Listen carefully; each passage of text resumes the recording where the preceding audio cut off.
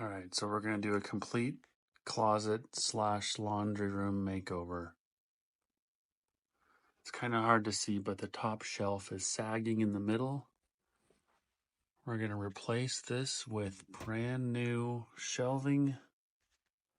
We're gonna have more support in the middle. We're gonna have LED lighting. It's gonna be awesome. Stay tuned. So I took the shelf off and I marked where it was. Of course, the paint gives it away. But I forgot to show you the washer lid actually touches the bracket. So that's not what we want. We want the washer lid to come up all the way. So we're actually going to raise this shelf here at least 1.5 inches. Get some more storage in there. But we don't want the washer lid touching anymore. All right, so the middle shelf is out. I'm going to take this out. Now, as the middle sags, the back corner pops up, so it's very important to screw those corners down. We're going to figure out that right there. All right, just really quickly, before I remove this trim here, I wanted to show you the level.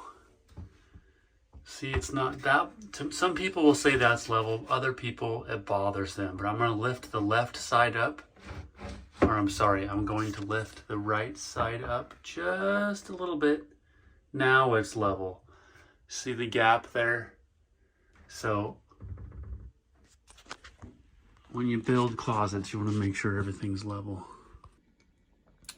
All right, so I got the nails removed. Most people use screws to attach wood. Got to clean up some mildew there, fix the holes there. So the new brackets are going to be right at that corner. And as you can see, the top of the wall sticks out more than the bottom does. So we'll get that dialed in here shortly.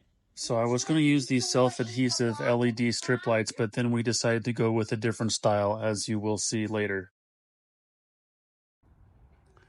So I made a custom bracket. I haven't drilled holes yet. Welded 220 volt with a slight bevel on the backside and filled that up with a weld. I should have done a video of that. But anyway, that's my custom bracket.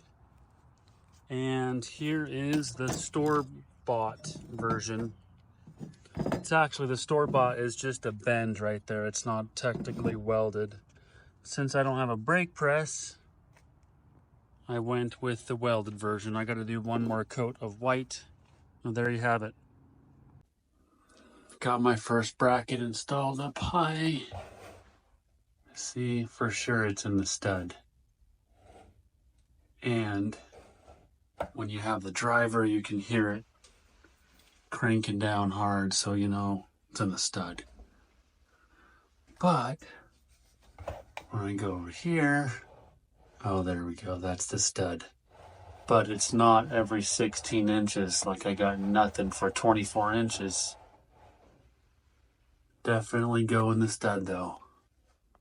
So the upper shelf is in, but you can see the light through the brackets. We're gonna mark that and notch it out so it sits tight against the upper wall. For the lower shelf, I'm drilling holes for the vertical support brackets. Sometimes there might be a false reading because of an air duct or something else behind the wall.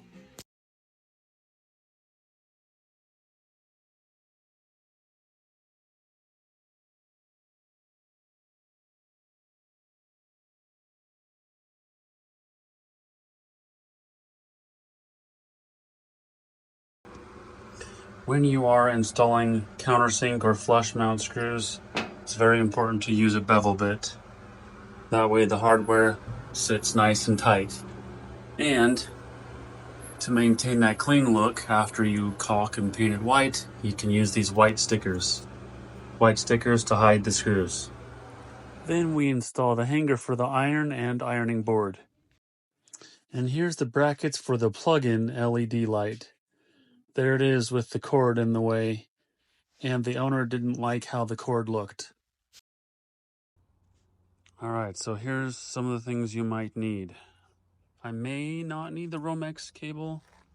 a drill for your pilot hole, the Phillips, a variety of screws, a variety of wire nuts, silicone for the finishing touches in between the shelf and the wall, your tape measure. Touch-up paint is not here. I have some spare 14-2 wire. So here's the current setup, but you can see the cord looks a little tacky. I even had it tucked in out of the way. The lights themselves turned out nice, but we're going to change out the lights to Hardwire, and we're going to tie into that switch. It's going to look so much better. And the clothesline we're going to bring out. Right now it's a little hard. It's kind of interfering with that shelf. We're going to take this and bring it out here.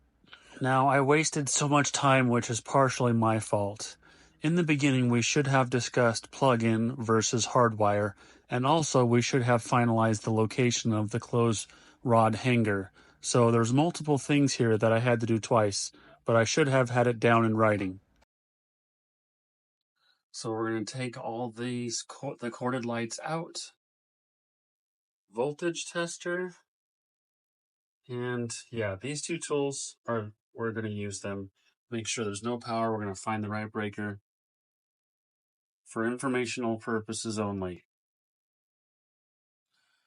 Now that we have the cover off, we're going to tie into the switch on the right. The right is the light.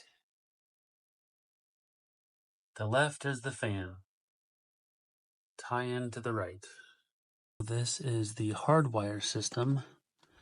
LED under cabinet lighting. It's quite a bit wider. You can wire it from the left or from the right or the center. The plug-in style is much skinnier.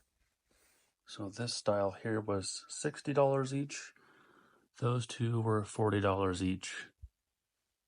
Stay tuned for the wiring instructions. These lights are too wide for that bracket.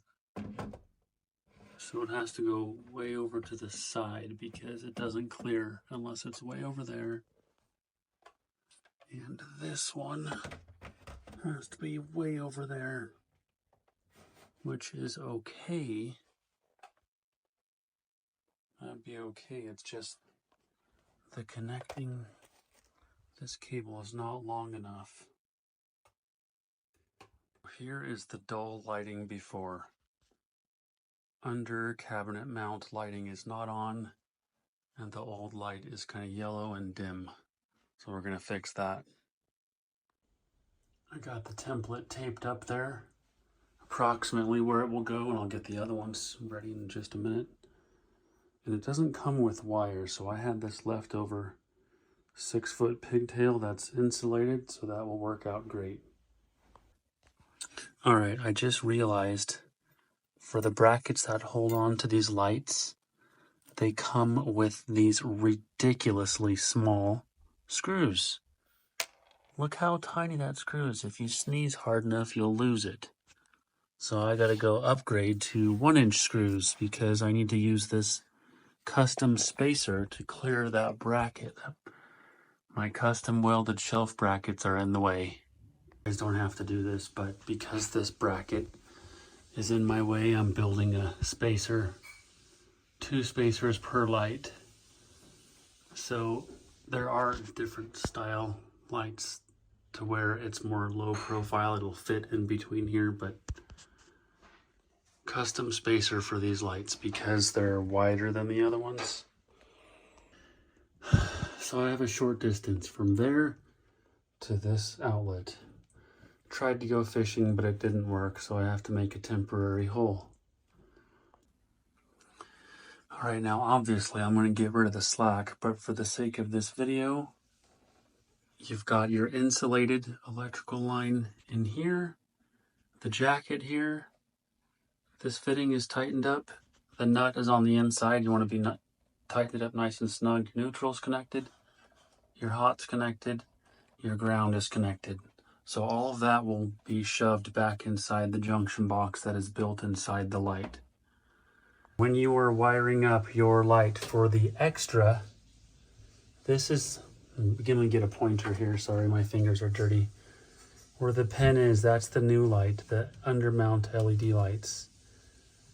That, and this is the existing light, so you want them on the same side. This is connected to all the other hots. So you want to make sure your new light is on the side with that other light. And just like that, it works. I'm going to switch that out, tuck this in, and get it all cleaned up. Check it out. Look how dark it is without light. And with light. Super bright. Looking so good. Time to fix the drywall. Those lights are looking good. Super happy with it. Drywall is nice and dry. Now we're going to sand, then paint.